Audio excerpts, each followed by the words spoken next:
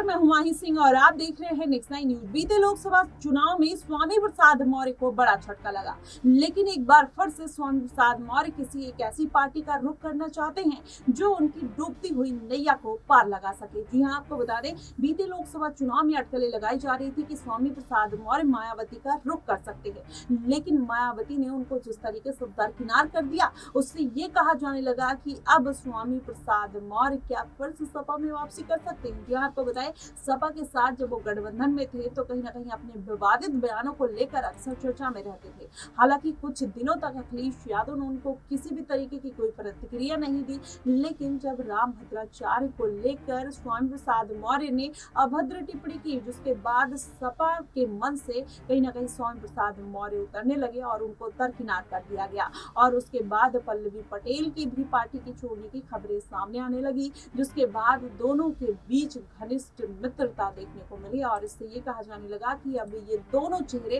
किसी बड़ी पार्टी का दामन थाम सकते हैं। हालांकि ये बात हुई, पल्लवी पटेल भी मायावती का रुख करना चाहती थी, वहीं स्वामी प्रसाद मौर्य भी चाह रहे थे कि वो किसी बड़ी पार्टी का रुख करें। हालांकि अगर देखा जाए तो चंद्रशेखर आजाद रावण के साथ स्वामी प्रसाद मौर्य के जो रिश्ते हैं वो काफी बेहतर माने जाते हैं। कुशीनगर सीट पर चंद्रशेखर आजाद रावण और पल्लवी पटेल उनके लिए चुनाव प्रचार करने जाते हैं, लेकिन उसका कोई फायदा स्वामी प्रसाद मौर्य को नहीं देखने को मिला। मात्र 24,000 वोट स्वामी प्रसाद मौर्य को मिलते हैं। लेकिन वहीं देखा जाए तो चुनाव से कुछ दिन पहले ये अटकलें लगाई जाने लगी थी कि अब स्वामी प्रसाद मौर्य मायावती का रुख कर सकते हैं और उन्होंने बाकायदा प्रेस कॉन्फ्रेंस की और इसमें उन्होंने ये बात कहीं ना कहीं ऐलान भी किया था। उसके कुछ दिन बाद वो जाकर कुशीनगर सीट पर नामांकन दाखिल कर देते हैं, जिसके बाद सबको हैरानी होने लगती है कि हालांकि क्या अनबन हुई, सीटों को लेकर अनबन हुई, किस तरीके की अनबन हुई जिससे वो मायावती की पार्टी में शामिल नहीं हुए। ऐसे में फिर से कहा जाने लगा है कि मायावती अपनी पार्टी का जनाधार बचाने के लिए हो सकता है कि स्वामी प्रसाद मौर्य का सहारा लेते हुए नजर आए।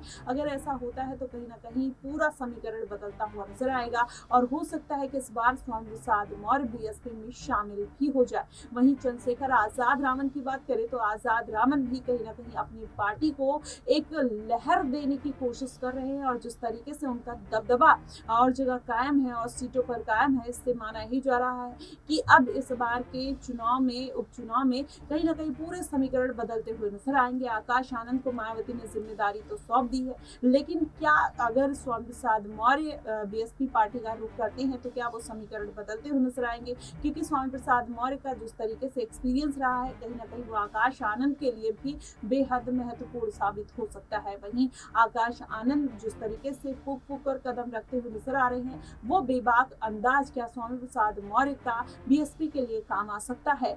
क्या जिस तरीके से मायावती खुलकर अपनी बातें नहीं रख पाती, जनसभाएं नहीं कर पा रही हैं, रैलियां नहीं कर रही हैं, क्या वो स्वामी प्रसाद मौर्य के आ जाने से पूरा फुलफिल होता हुआ नजर आएगा? अभी फिलहाल समीकरण तो यही बनते हुए नजर आ रहे हैं। देखना दिलचस्प होगा कि आखिरकार स्वामी प्रसाद मौर्य और मायावती का ये गठबंधन होता है या नहीं, या दोनों 25 सालों तक एक दूसरे के साथ काम भी कर चुके हैं। ये गठबंधन कितना रंग लेकर आता है? आकाश आनंद के लिए फायदेमंद होगा, ये चंद्रशेखर आजाद के लिए नुकसानदायक हो सकता है। फिलहाल देखना इस बार के उपचुनाव में बेहद दिलचस्प होगा। आपको क्या कुछ लगता है, आप हमें कमेंट बॉक्स में जरूर बताइएगा। फिलहाल के लिए बस इतना ही। देश और दुनिया की तमाम खबरों के लिए हमारे साथ बने रहिएगा नेक्स्ट 9 न्यूज पर।